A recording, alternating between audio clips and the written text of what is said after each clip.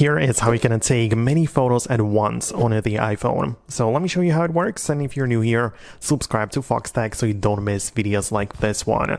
So you get inside of the camera, and the way to make that work is to perform the burst photos, right? So in the past, you would just hold down on the shutter button, right? So you are inside of the video for videos, but into the photos, the shutter button is white, and you can hold down on it and it would allow you to capture the burst photos, but this is not the case anymore, as it just turns into the quick take video.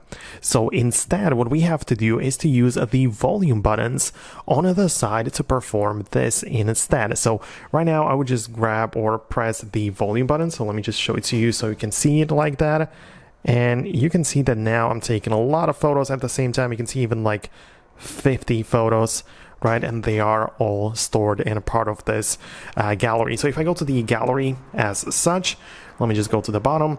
They all kind of look like one, but it's a burst of 52 photos, right? So this is how it works. It's like a burst feature. So right now we can go to the edit mode and essentially pick the one which we want to use for it. So we actually have to tap on it like this, go to the burst, and now you can choose which one you want, right? And it decided that, for example, this is the best one, so you decide to keep it, right?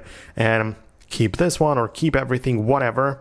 And that's how you can decide, right? So we essentially took 50 photos, took the one or selected the one which we like the most, and then decided to keep this one.